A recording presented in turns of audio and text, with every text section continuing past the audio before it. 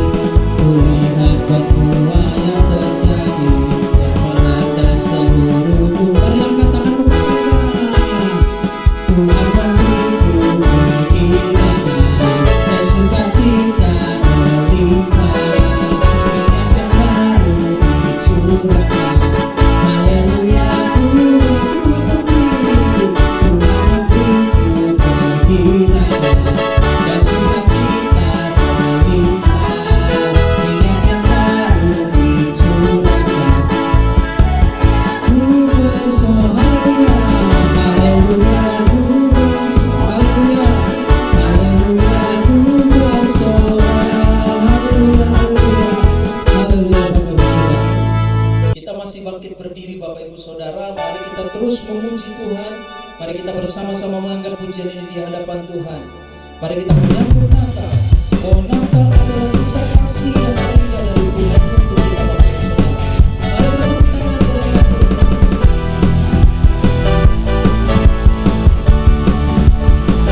Mari katakan sukacita bangsa-bangsa raja dan juru selamat Tuhan. sukanya, kabar sukacita untuk kita semua yang berharap kepadanya.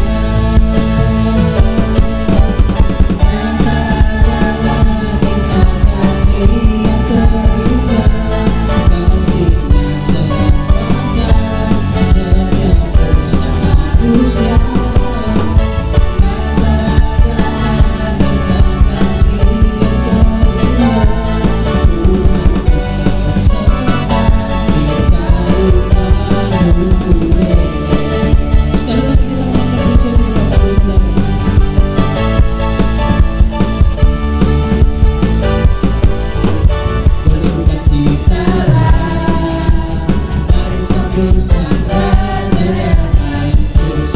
Semuanya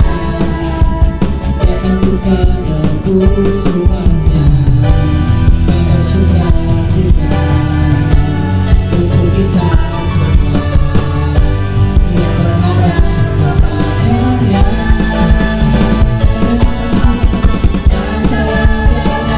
Kisah kasih yang terindah, kasihnya selamanya, semua dosa manusia.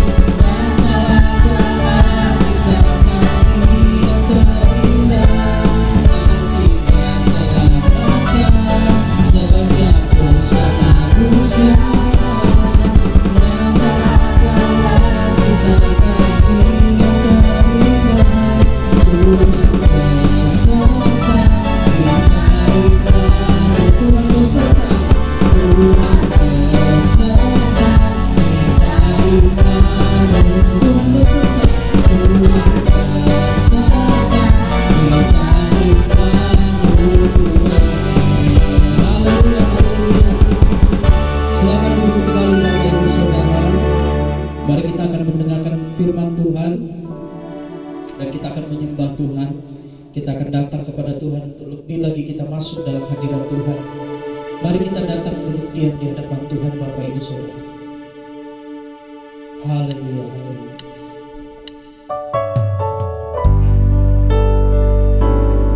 Sungguh Engkau adalah Raja damai kami ya Tuhan.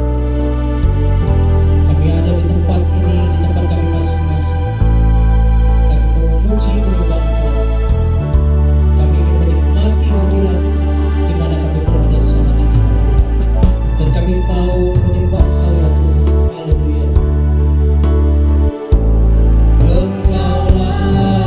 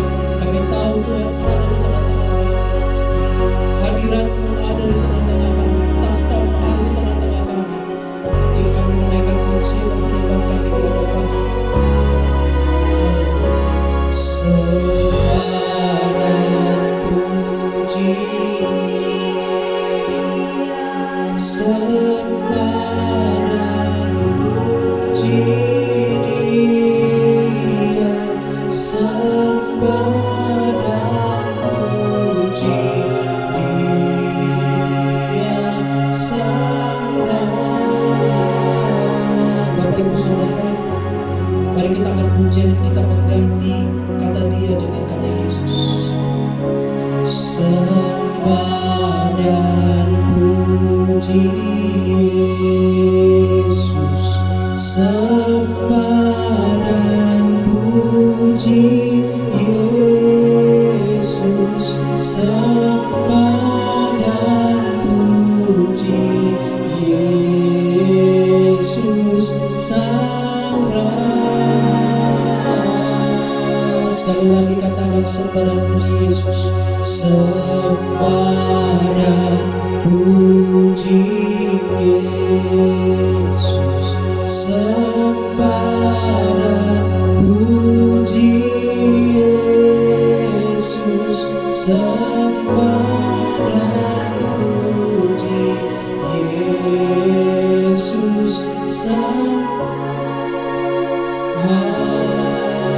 Berikan tepuk tangan untuk Sang Raja kita, Raja di atas segala raja, Yesus Kristus namanya. Haleluya, haleluya. Kita bersatu dalam doa. Bapa yang baik Tuhan, kami mengucap syukur atas pagi hari ini Tuhan. Kami sudah selesai memuji dan menyembah Engkau Tuhan. Tiba saatnya kami akan mendengarkan sebagian dari firman-Mu. Kiranya setiap firman yang kami dengar Tuhan memberkati pribadi kami pribadi Tuhan. Kami sambut firman-Mu hanya di dalam nama Yesus Kristus. Haleluya. Amin. Shalom Bapak Ibu Saudara yang dikasihi Tuhan. Senang bertemu kembali dalam ibadah ya yang dilakukan secara daring atau online ini, dan terlebih lagi Tuhan yang senang oleh karena ada jemaat-jemaat yang setia beribadah datang kepadanya. Amin Bapak Ibu Saudara. Ya, kita mengucap syukur kita masuk di bulan Desember di mana dikatakan minggu-minggu Advent atau persiapan akan kelahiran Yesus Saudara ya. Di mana kita bersukacita ya, orang Kristen di seluruh dunia, bahkan yang bukan Kristen pun ya, orang-orang tahu bahwa Desember adalah musim Natal atau merayakan Natal, sehingga sudah banyak orang yang merencanakan, ada yang mau pulang kampung begitu ya, ada yang mau jalan-jalan, liburan dan seterusnya. Saudara, masing-masing orang memaknai Natal dengan berbeda-beda. Ada yang memaknainya dengan ini family time atau waktu dengan keluarga, atau ini me time ya, waktuku dengan waktu pribadiku ya, terserah mau ngapain, mau jalan-jalan, mau liburan, cuti dan seterusnya ya. Atau ada yang memaknai Natal sebagai celebration atau perayaan, sebuah perayaan sehingga harus ada makan besar ya, berbeda dari makan sehari-hari, makanan sehari-hari ya. Lalu ada sesuatu yang baru, entah barang-barang yang baru Bapak Ibu Saudara, atau mungkin komitmen yang baru, atau apapun sesuatu yang disebut atau kelihatan sebagai sebuah perayaan Saudara ya. Bapak Ibu Saudara, tahukah atau sadarkah Bapak Ibu Saudara bahwa Natal tidak akan terjadi kalau Allah tidak memberikan putranya yang tunggal? Amin. Natal tidak akan terjadi kalau Allah tidak memberikan putranya yang tunggal kepada dunia yang berdosa ini Saudara. Jadi bisa dikatakan Natal itu adalah sebuah pemberian Allah atau hadiah daripada Allah kepada umat manusia. Oleh sebab itu, hari ini firman Tuhan atau renungan firman Tuhan saya berikan judul sukacita pemberian. Ya, sukacita pemberian.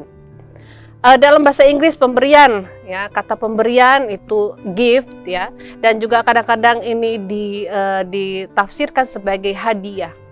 Dan kalau bicara soal Natal, seringkali juga kita bicara ya karena budaya kita gitu ya, kadang-kadang hadiah Natalnya mana? Apa nih hadiah Natal buat saya? Apa ya hadiah Natal yang saya bisa berikan buat orang tua saya dan seterusnya? Ya, seperti dalam semangat Natal itu hadiah pemberian, dan orang yang mungkin sepanjang tahun itu pelit dalam memberi, waktu Natal bisa jadi dia murah hati karena ini kan Natal, saya mau beri-beri, ya, saya mau memberikan, saya mau membagikan, saya mau memberi hadiah. Ya, saudara. Namun Sadarkah Bapak Ibu Saudara, seringkali kalau kita bicara tentang pemberian atau hadiah, seringkali kita mengukur dari barangnya, begitu. Ya, kita sibuk gitu ya, mikirin mungkin kita mau memberi sesuatu untuk anggota keluarga atau teman gitu ya. Lalu kita memikirkan apa nih yang mau saya berikan? Kalau saya berikan baju, bajunya sudah banyak. Saya belikan sepatu, sepatunya sudah banyak. Kalau saya belikan alat musik misalnya, kayaknya alat musik yang dia punya lebih mahal daripada yang saya mampu belikan buat dia. Ya. Lalu apalagi saudara? Saya mau belikan kue atau makanan kesukaan buat dia, lalu saya berikan kepadanya. Tapi selera orang beda, yang menurut saya enak belum tentu menurut dia enak.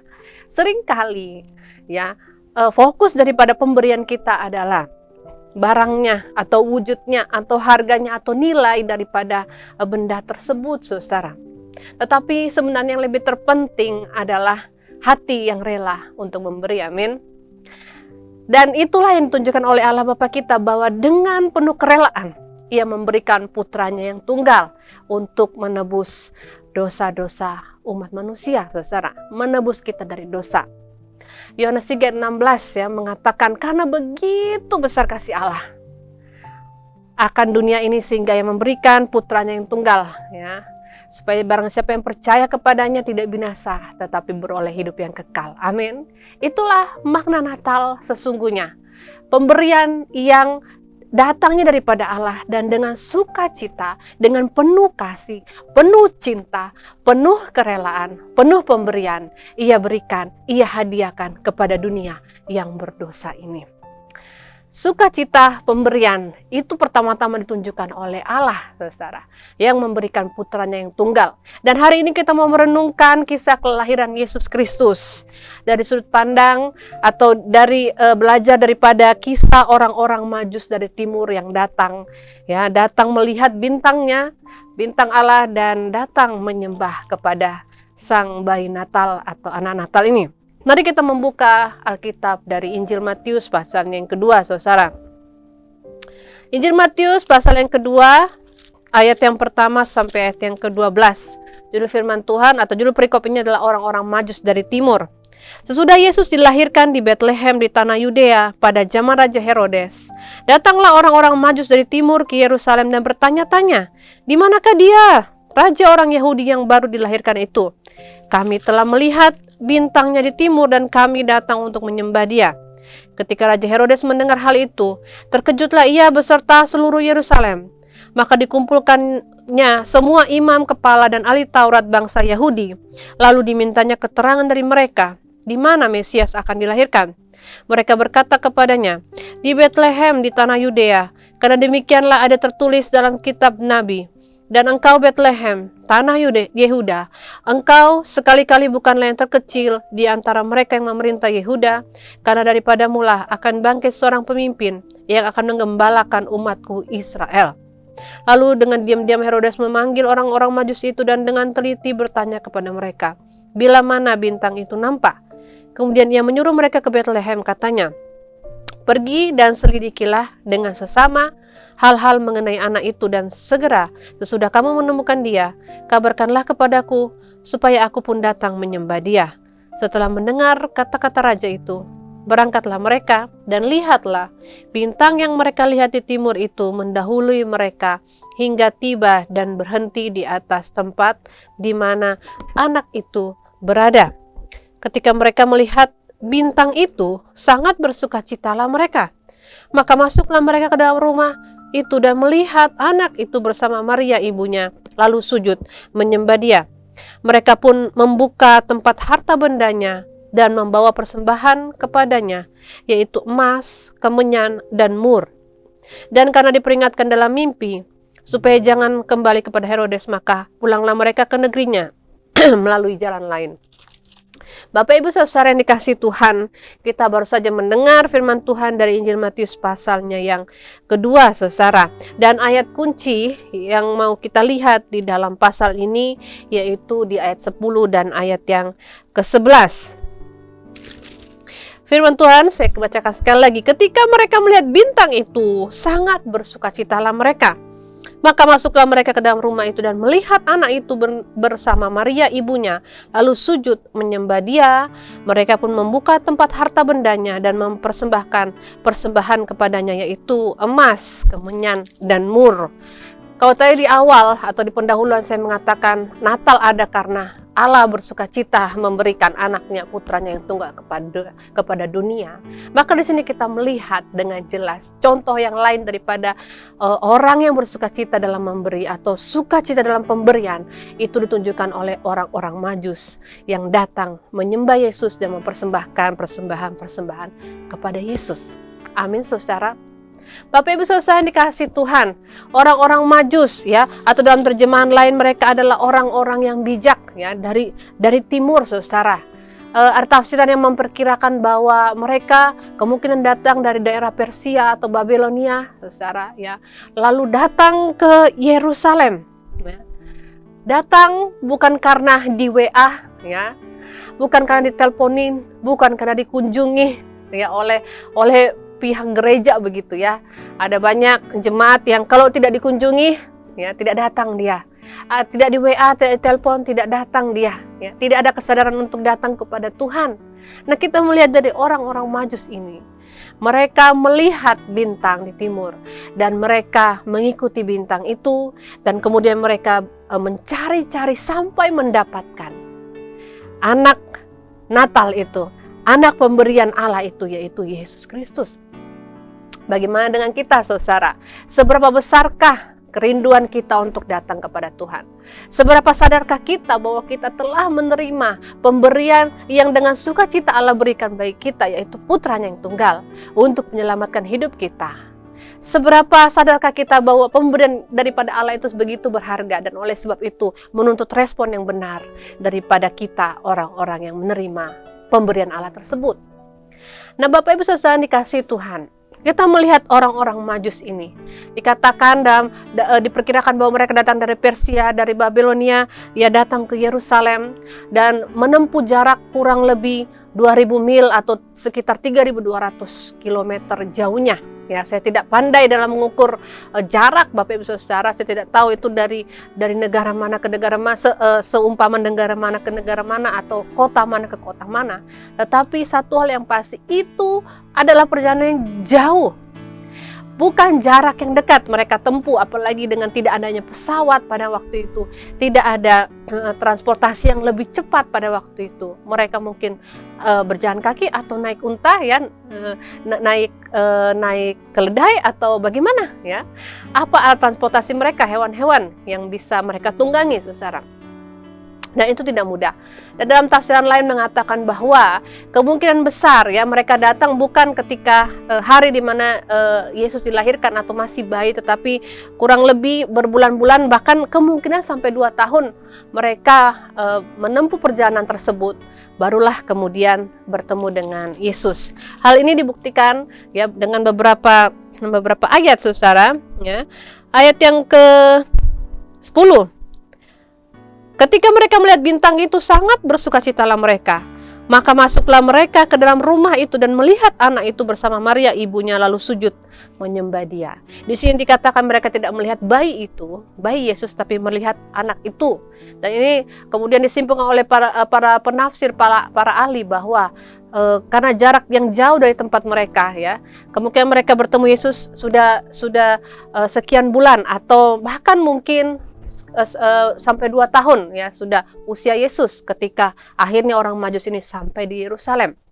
Lalu kemudian hal ini, pendapat ini ditekankan lagi atau didukung oleh ayat yang ke-19 sampai ayat 23. Ayat 16 sampai ayat 18. Ketika Herodes tahu bahwa ia telah diperdayakan oleh orang-orang Majus itu, ia sangat marah. Lalu ia menyuruh membunuh semua anak di Bethlehem dan sekitarnya, yaitu anak-anak yang berumur 2 tahun ke bawah, sesuai dengan waktu yang dapat diketahuinya dari orang-orang Majus itu. Dengan kata lain, orang-orang Majus atau orang-orang bijaksana ini mengatakan kepada Herodes bahwa raja yang mereka datang untuk menyembah ya, untuk memberikan persembahan ini adalah bayi yang lahir kurang lebih 2 tahun terakhir ya, sehingga berketetapan atau berpijak berdasar daripada pernyataan orang Majus ini. Herodes yang iri, yang takut, yang paranoid, ya, bahwa nanti betul-betul Yesus ini, bayi ini akan merebut kepemimpinannya. Ya, apa responnya? Ia meresponi dengan membunuh bayi laki-laki yang usianya 2 tahun ke bawah. Ya, Bapak Ibu Saudara, bagi orang-orang Majus, ketika mereka menerima pemberian yang sukacita Allah berikan bagi mereka, yaitu raja yang akan memerintah, ya, raja yang telah dinubuatkan sekian tahun lamanya. Nah, mereka meresponi dengan sukacita, saudara. Mereka meresponi dengan sukacita yang mendorong mereka untuk mencari, memberi, mengorbankan waktu, tenaga, uang, harta, bahkan mungkin rencana-rencana mereka, kehendak mereka yang mungkin sudah mereka rencanakan sebelumnya. Tetapi ketika mereka melihat bintang itu, mereka pergi dan mencari. Amin. Lain hal dengan Raja Herodes, ketika ia mendengar bahwa ada raja yang baru lahir, raja Yahudi yang sudah dinubuatkan, raja atau bayi yang diberikan oleh Allah kepada manusia, kepada dunia. Ia meresponinya tidak dengan sukacita, ia meresponinya dengan ketakutan, ya. Ia meresponinya dengan paranoid, ya. Bahkan dengan iri hati. Wah, jangan-jangan ini akan melengsar kepemimpinan saya. Saudara, Herodes adalah contoh orang yang tidak mensyukuri berkat Tuhan. Ya, dia seumpama orang yang terancam gitu, ya, terancam oleh karena putra Allah datang, ya. Saudara, kembali kepada orang Majus ini. Mereka, saya katakan Bapak Ibu Saudara, bintang yang mereka lihat bukan bintang biasa. Ya, ada banyak spekulasi, ada banyak pendapat orang. Oh, itu bintang, ada komet yang lewat. Oh, ini ada bintang jatuh atau bagaimana, tidak tahu Bapak Ibu Saudara, ya. Tetapi satu hal yang pasti, kenapa mereka mengikut bintang itu, saya yakin ini adalah campur tangan ilahi.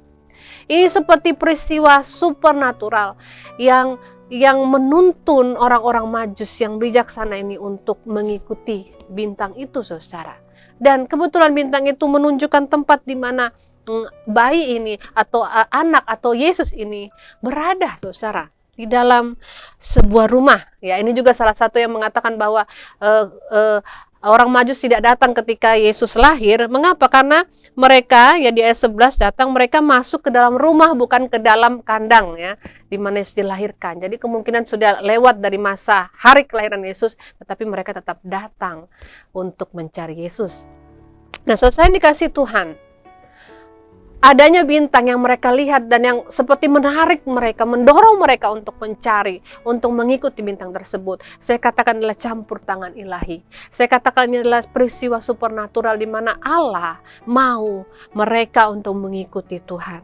Saya katakan ini seumpama dengan perjumpaan orang-orang Majus ini dengan Allah sendiri, saudara, melalui bintang yang mereka lihat. Dan perjumpaan dengan Allah ini melalui bintang ini menghasilkan sukacita yang melimpah, menghasilkan sukacita yang menuntun mereka kepada pemberian yang terbaik. Amin. Dan pemberian yang terbaik tidak mungkin tanpa pengorbanan, saudara. Saya pernah, ya, dan mungkin Bapak Ibu Saudara juga pernah, ya, merancangkan untuk memberikan sesuatu, hadiah. Apakah itu kepada anak, atau kepada anggota keluarga, atau kepada orang yang istimewa, yang spesial, atau mungkin kepada bos, ya. Biasanya kalau kepada bos, pimpinan pasti jangan yang murah-murah, ya. Yang harusnya yang sesuai atau cocok dengan selera bos. Seperti itu. Dan mungkin saudara yang punya pengalaman seperti itu, kita mengusahakan sebaik-baiknya, ya. Cari, ya, yang terbaik seperti itu. Dan waktu kita merancangkan pemberian tersebut, pasti kita akan korban waktu, pasti kita akan korban tenaga, ya, kekuatan, pasti kita akan korban uang atau harta kita, materi kita, dan mungkin juga mengorbankan planning atau rencana-rencana awal kita, kehendak kita, demi memberikan pemberian yang kita rasa itu terbaik, saudara. Dan Hal inilah yang terjadi atau dialami oleh orang-orang Majus. Perjumpaan dengan Allah melalui bintang yang mereka lihat menghasilkan sukacita yang menuntun mereka kepada pemberian terbaik, di mana pemberian itu melibatkan pengorbanan. Pengorbanan waktu mereka, kalau benar apa yang para penafsir katakan, para pakar katakan, mereka menempuh waktu berbulan-bulan, ya, lalu jarak yang 3.200 km, saudara, berbulan-bulan sampai mungkin 1-2 tahun untuk sampai ke Yerusalem dan ke Bethlehem, rumah di mana anak ini berada. Ya. Berarti mereka mengorbankan waktu dan tenaga mereka, saudara. Mereka juga mengorbankan rencana kehendak pribadi mereka. Mungkin mereka pernah punya rencana untuk melakukan hal yang lain dalam beberapa bulan sampai 2 tahun terakhir itu. Ya, tetapi kemudian mereka tanggalkan semua rencana mereka demi mengikut bintang itu. Bintang yang merupakan campur tangan ilahi, ya, yang menuntun mereka kepada putra Natal, saudara. Dan mereka juga di ayat yang ke-10 saya bacakan kembali. Ketika mereka melihat bintang itu, sangat bersukacitalah mereka. Maka masuklah mereka ke dalam rumah itu dan melihat anak itu bersama Maria ibunya, lalu sujud menyembah dia. Mereka pun membuka tempat harta bendanya dan mempersembahkan persembahan kepadanya, yaitu emas, kemenyan, dan mur. Emas, kemenyan, dan mur adalah persembahan yang baik, saudara. Dan bahkan pada masa itu ketiga hal ini berharga. Emas sendiri sampai sekarang pun, ya, itu sangat berharga, dan sehingga orang banyak investasi kepada emas atau dengan membeli emas, saudara. Ya, harganya terus naik seperti itu, ya. Dan ini adalah menunjukkan kerelaan hati mereka, menunjukkan ketulusan mereka, menunjukkan bahwa mereka betul-betul bersukacita dalam memberi, saudara. Dikatakan di sini, waktu mereka melihat anak itu bersama ibu Maria ibunya, apa hal pertama yang mereka tunjukkan, mereka lakukan? Lalu sujud menyembah dia. Amin. Sukacita karena mencari Allah tadi, mencari putra Natal tadi, mencari Yesus itu, mencari raja yang dinubuatkan itu. Menuntun mereka kepada sukacita lain, yaitu sukacita yang membuat mereka berlutut dan menyembah di hadapan Sang Putra Natal. Tidak hanya mereka berlutut menyembah, tetapi mereka membuka tempat harta bendanya, mempersembahkan persembahan yang terbaik pada masa itu, yaitu emas, kemenyan, dan mur.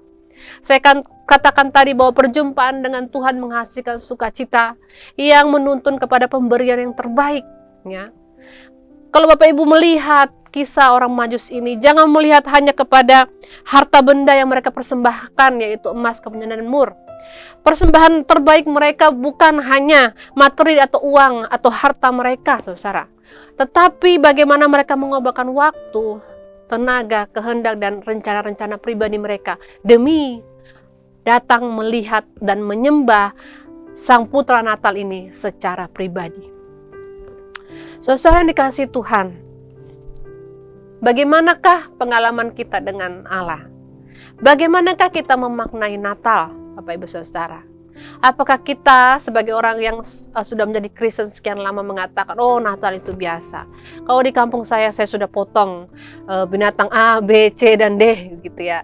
Lalu belum lengkap kalau hanya ada makanan itu, ya. Oh, saya ada minuman-minuman khusus begitu. Jadi Natal hanya dimaknai sebagai perayaan. Atau ada juga yang memaknai Natal sebagai harus kumpul dengan keluarga sehingga hasil kerja 1 tahun, ya, mungkin hasil tabungan 1 tahun, ya. Kadang-kadang di Natal dan Tahun Baru itu bisa habis 50% sampai 70% untuk apa? Membeli tiket, membeli oleh-oleh, ya. Untuk jalan-jalan, untuk liburan, atau untuk bertemu dengan keluarga, saudara. Itu tidak salah, tetapi Natal adalah lebih daripada semua perayaan itu, amin.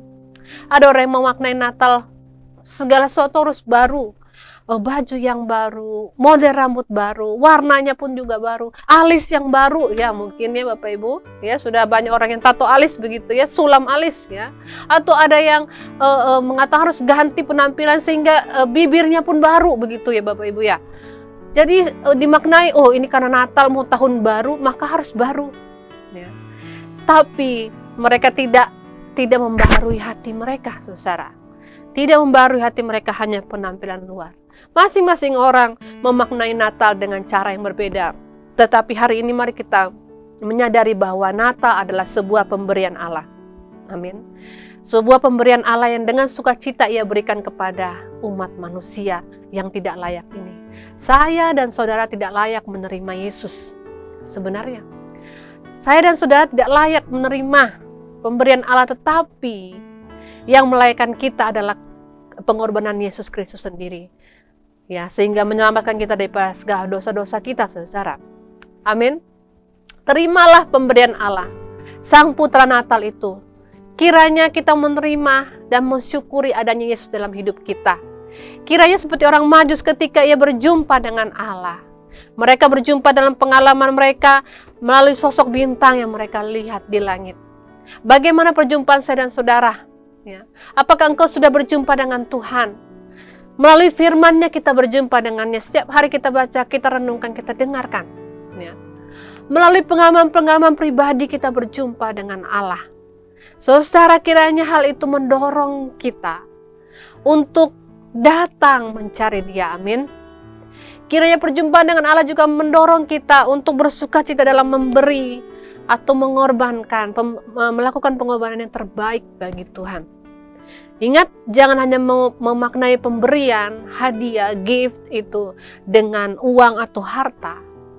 Tetapi pemberian yang terbaik bicara tentang keseluruhan hidup kita. Mau memberikan waktu, tenaga, harta, kehendak, ya, kehendak kita, rencana-rencana kita, menyerahkan semuanya kepada Tuhan. Amin.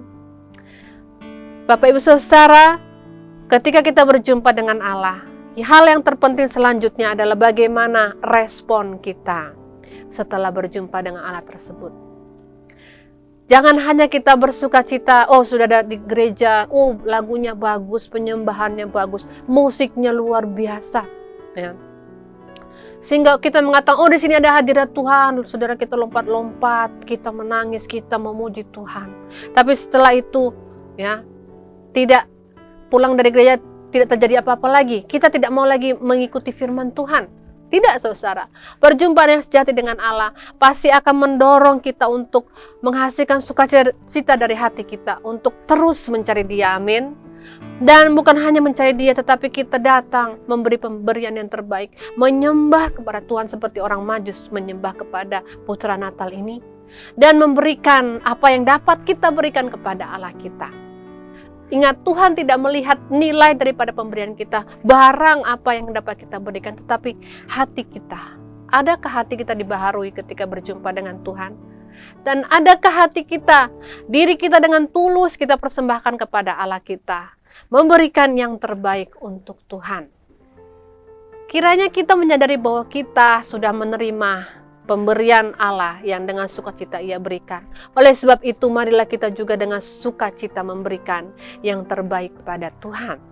Sukacita pemberian, kiranya ini menuntun kita, Bapak Ibu Saudara, untuk menyadari bahwa apa adanya hidup kita, bahwa Natal ini, ya, kita ada karena kemurahan Tuhan. Amin. Karena Tuhan memberikan putranya bagi kita. Dan layaklah kita meresponinya dengan memberi yang terbaik kepada Tuhan. Apa yang terbaik? Berikanlah hidupmu kepada Tuhan. Amin. Berikanlah tenagamu kepada Tuhan. Amin. Berikanlah waktumu kepada Tuhan. Kehendak-kehendakmu, rencana-rencanamu berikan kepada Tuhan. Ya, jikalau engkau punya uang atau harta benda, ya, masa bayar parkir saja kita bisa, Bapak Ibu, tetapi persembahan susah sekali. Nah, ini dipertanyakan, sudahkah orang ini mengalami sukacita karena berjumpa dengan Tuhan?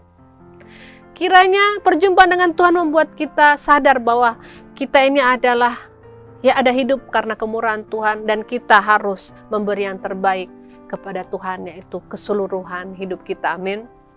Kiranya firman Tuhan menuntun kita, Bapak Ibu Saudara, dalam kehidupan kita sehari-hari. Apa yang kita gumulkan hari-hari ini, Bapak Ibu Saudara? Apa yang kita rindukan, apa yang kita rencanakan, bawalah semuanya kepada Tuhan, ya. Terlebih lagi hidup kita, Bapak Ibu, coba ingat, ya. Tahun 2022 ini sudah mau tahun 2023. Ini saya ini mau usia berapa? Mau masuk usia berapa? Ada yang mengatakan, oh saya masih remaja, masih 15 tahun, santai-santai hidup. Ada yang mengatakan, oh saya sudah lulus SMA, saya mau kuliah atau mau cari kerja. Aduh susah sekali cari kerja Bu, khususnya di Batam ini.